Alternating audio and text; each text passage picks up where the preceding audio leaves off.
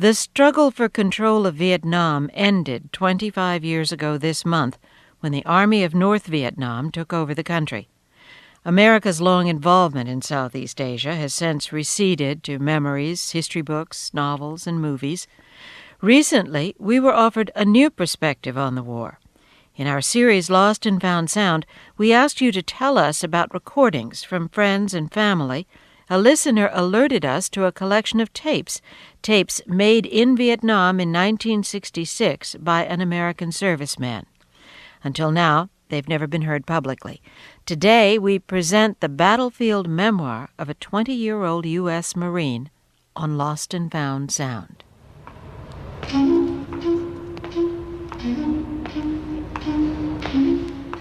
Lance Corporal Michael A. Baronowski carried a portable tape recorder with him in the demilitarized zone just south of the border of North Vietnam and recorded letters home on 3-inch open reels of magnetic tape.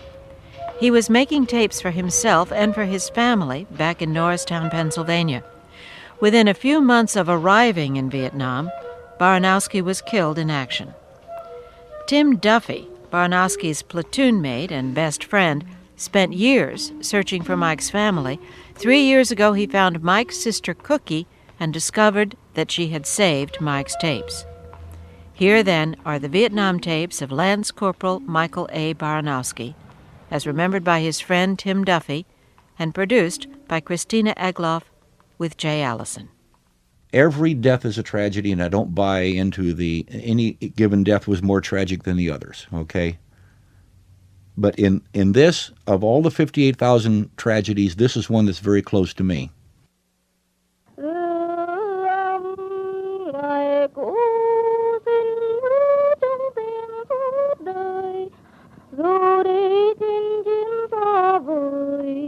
I don't know where to begin. There's so much to tell you about. We've been real lucky with the rain so far. It's rained only about 4 of the days we've been here. And the rest of the time we've been busy every hour, every minute with setting in and digging in, preparing fields of fire, clearing fields of fire, patrolling, ambushing, standing 50% security at night, stringing up barbed wire, trip flares, and other goodies. The terrain is majestic. It's like something out of Heidi. The view is magnificent. And just as sinister as it is magnificent. Sinister because this is the perfect terrain, the perfect country for mortar attacks. And the VC have made use of it. My name is Tim Duffy. At the time I was in Vietnam, I was Corporal Tim Duffy, United States Marine Corps, 2199108. Mike at the time was Lance Corporal when we were together in October and November of 1966. Here's another man you'll get to know through the tapes here if I'm able to hang on to the recorder. Mr. Tim Duffy. I got to know Mike back in Okinawa. He introduced himself one night. We met in Okinawa in September of 1966. Then we took the USS Iwo Jima down to Vietnam. Then we moved up to what was called Payable Hill, which was located between the Rock Pile and the Razorback, approximately 4,000 to 5,000 yards south of the demilitarized zone in Quang Tri Province. And early on, I was sitting on my rack writing a letter to my parents, and I looked up and I saw a guy playing with a tape recorder. He saw me looking at him, and I'll be doggone, he stood up, walked down, and says, "Hi, my name's Mike Baronowski." I have the recorder here, and I'm going to try to keep it elevated off the ground and away from everything here. I'm going to try to keep it up in the air because everything I touch here eats through my skin or bites me or rots something. This is something else. The grass will cut you. The mud will rot your skin. This is something else. We're in my bunker, or actually not even the bunker, because the Marine Corps calls them fighting holes, dug down into the side of the mountain, into the mud, and with a mud bench and a grenade sump. In case a grenade lands, you kick it down under the hole in the floor. And what we would do was during the day you had some free time if you were not on patrol or on operation. you'd have like 4 hours on and 4 hours off hole watch during the day. So if Mike happened to have his free time while I'm on hole watch, he would come down with his tape recorder and we would tape while I'm on hole watch. This is the 35-watt voice of station MOXE, broadcasting to you from the swamps, jungles, boondocks, and infected salad of Fort McCourt, home of the fighting 1st Platoon of Hungry Eye Company, 3rd Battalion, 3rd Marines Defensive Perimeter, just north of the rock pile and just south of the demilitarized zone of Vietnam. This is Watered Concrete in New York with the late world news. Washington, from the nation's capital. I remember taping that comedy session, and we did it in my fighting hole, and I can see him sitting there doing that tape. This portion of our programming is brought to you by 20 Round Burst, the candy bar voted best tax waste of the war. Mike had made me go out and buy a harmonica, and he gave me one lesson, how to hold my tongue and play one note at a time. But he knew he wanted background music for all this crazy crap, so he, made me learn how to, quote, play the harmonica. And that's me in the background with the Marine Corps hymn. Don't be one of those unfortunates who suffer tragically from that malady sometimes referred to as Viet Cong yellow striped fever. Stupefy your friends and maim your enemies. Exercise your God-given right to kill or maim at a distance. It's a great feeling to know that you can wipe out your entire neighborhood. Yes, be the first kid on your block to rule the world. See your Marine Corps recruiter today. I really think Mike and I were just such kindred spirits, Ironically, I don't ever remember us sitting around talking about the potential that one of us would die. We just were not sitting there waiting to die. I just don't know what to say. I'm a total loss for words here. I'm looking out of a window now, a hole in the sandbag wall in the back of the hooch. Looking out toward the east, out toward home. Long way from home. Actually, I guess home is closer straight down. It'll be great to hear your voices again. I can't wait to get a tape. Make sure that when you send a tape, it's on a 2-inch. Just sitting here listening to your tapes while we had breakfast. Terry, Mom, Cookie, and myself came up to Scranton. Sandy worked all day yesterday. Hi, Mike. Trying to straighten up, get ready for Thanksgiving. And I'm starting to get Daddy's lunch or dinner ready. He eats his dinner about 12 o'clock. So when I prepare his, I prepare for the whole family. Yesterday, Mom took me to see Mary Poppins, and that was a really good movie. I enjoyed it very much. Take care of yourself and don't do anything I wouldn't do, as everybody in school says. Bye, Terry. Hi, Mike. It's Cookie. So I came in to say a few words of hello to brighten your day. So I'll see you, Mike. And I appreciate you sending the money home, Mike, but I can't. I just doesn't seem right for me to spend your money, so I opened an account, and I'm putting the money that you send home to me into the bank for you when you get home. I wish that you could be home for Christmas. That'd be the greatest thing in the world. Everybody's anxious to get home, get back to their families and their girls. But while we're over here, we're not wasting away thinking about it. We're glad and proud in a way that's different than the pride you usually think of. I don't know, it's difficult to explain. Maybe I can do a better job on another tape sometime. This is where I belong, I think. More so than any place else. These tapes, I assumed these tapes were long gone. I never even considered the possibility they'd still be around. Then I met Cookie in 97, and I couldn't believe that she had those tapes. I personally think that what he did with the tape recorder was practice. I think it would have been his portfolio when he came home.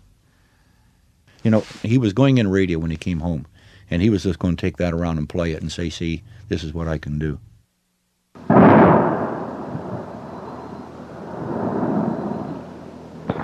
The rest of the tape here on this side are sounds as I recorded them when they called 100% alert, which is pretty rare.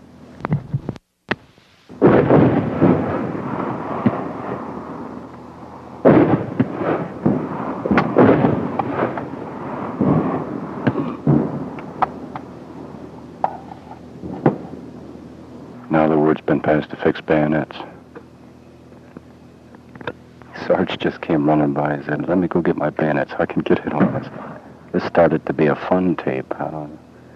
It's getting too much like a 12-cent combat comic book now. It's always fun when you kill people. Yeah. The attack was officially, I guess, referred to as a probe. So what the NVA were doing is they were looking for a weakness.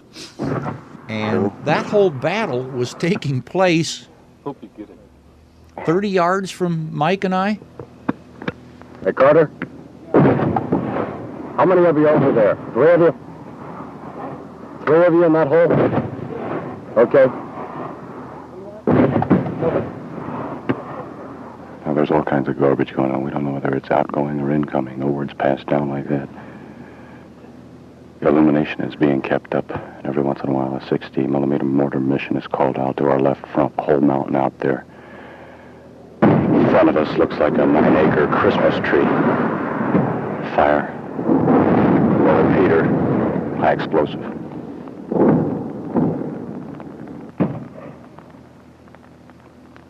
Now you can hear the illumination being kept up there.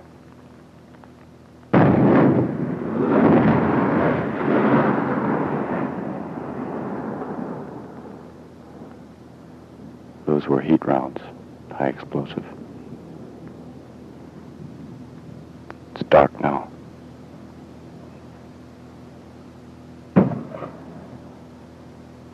We're waiting for the illumination to go off. That's a hairy thing. Hairy feeling. Sitting there in the dark with all that stuff going on.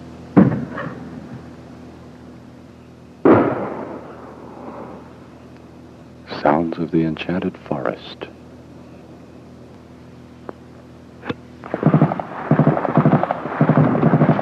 Oh, Jesus. That's too close. Airstrike.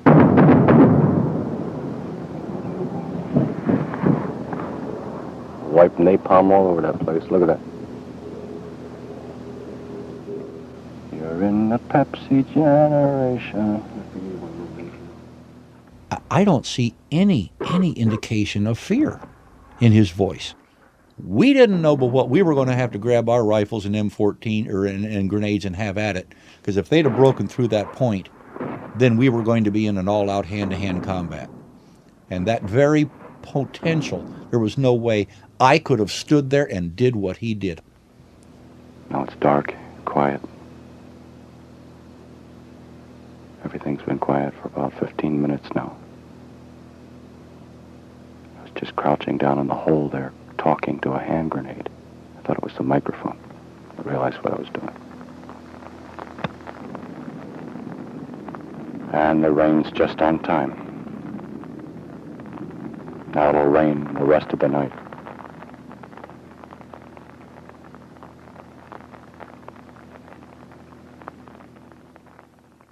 My memories of how Mike died are, he was walking point, and I was in a squad. I was carrying a radio, and I was probably 5 or 6 people back. And we were moving alongside of a Vietnamese village, and the village was deserted. And I heard one shot, which we knew was not an M14. We knew it wasn't one of ours. And then 2 more shots, and basically that was the end of it, and somebody shouted Mike was down. And I ran up through the fence row, and I saw Mike laying off to the side on the ground. I moved up beside him, and in my memory, he was looking at me, and so I had to run off, and we dealt with the firefight. And then they had to set up perimeter security to bring in the medevac helicopters. And so, thinking that Mike has been wounded, I'm sitting under the tree, And I'm kind of smiling to myself, good, he's gone home now. And I thought he had gotten the $1 million wound. And I began to kind of, in my imagination, I could see myself driving across Interstate 70, driving into Norristown. I pictured a house like I think he would live in. And I pictured myself walking up the sidewalk, and Mike sees me, and he comes running out the door in a big hug, and welcome home, and let's go to New York City. That was our dream. Then the helicopters land. I look up, and I see 4 people, 1 on each ankle and wrist. Literally, they've lifted him up like a sack of potatoes. They're running across the field. His head was hanging back, bouncing across the dirt. And I started to stand up and say, that's no way to treat a wounded man. And boom. And I knew he wasn't wounded. I knew he was dead.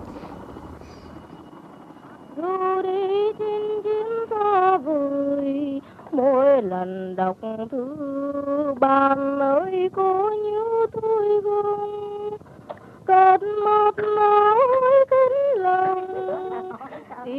If you were to take me back to the beginning of it and say, okay, now here's how it's going to end. Are you sure you want to do this? I think I'd still have to say, yeah, I want to do it again. And it's not the war, it's not the cause, it's not Vietnam, it's just the kind of love that you get in such a short, intense period of time.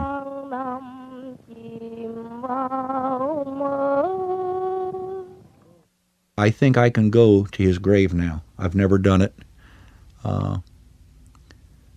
And take a copy of the tape and just kind of dig a little hole there, and maybe we'll put a copy of the broadcast there for him. I don't know.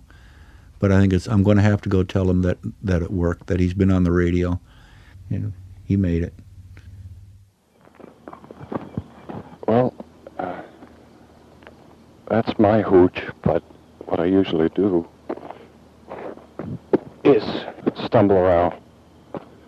And if I can find my way through the darkness, I come down here and sleep with my friends, the Arvins. What I think I'll do right now is I'll go down and talk to one of the men that's standing hole watch here on the hill.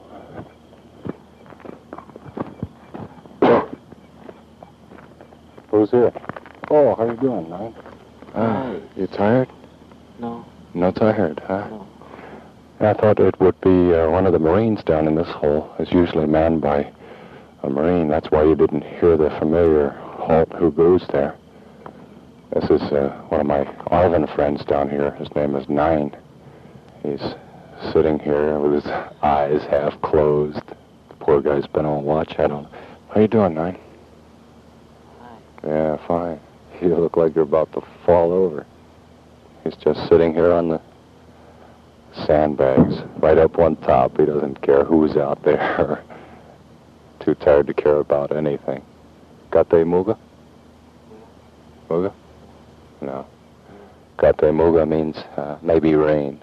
And he doesn't think so. I don't think so either. There are a billion stars visible tonight. It's beautiful. Almost every night that's clear. And now more and more nights aren't clear because the monsoon is fast coming. But those nights that are clear, almost every star that's visible with a human eye, I guess, is visible. It's a beautiful sight. Milky Way and all the constellations. Of course, they're a little bit different now that we're on the other side of the planet and looking at them from some weird cockeyed angle, I don't know. Hey, I've got some news for you. I made Meritorious Lance Corporal today. How about that? Proud of me? Anyway, the lieutenant handed me the paper and he said, congratulations, Lance Corporal Baronowski. And I didn't know what to say, so I didn't say anything. Wow. You see that shooting star now? See that? Oh, whoosh. It was a big shooting star just now. And that was mortars. It just fired maybe 40 feet in back of me. This is so much easier than writing. You get all the right voice inflections, and I can do it in the dark, of course, which is nice, except that this damn red blinker here is liable to get me zapped, so I've got my hand over it. But I'm not quite as awake as I should be when I try to tape, but just wanted to get this one off to you while I can, so that you'll have it and know that I'm thinking about you. I think about all of you and miss you so much every day. You just don't have any idea, Mom and Dad, Cookie, Sandy and Terry, how good it was to hear your voices again. It was really wonderful. That's all I can say. What else can I say? It was really great to hear you all again.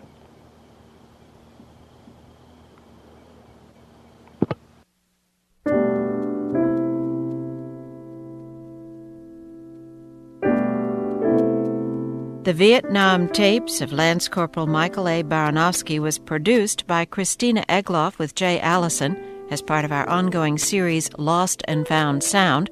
Production help from Art Silverman, Darcy Bacon, and Bill Deputy, and from listener Barbara McQuiston and member stations WNAN, Woods Hole, Massachusetts, and WYSO, Yellow Springs, Ohio.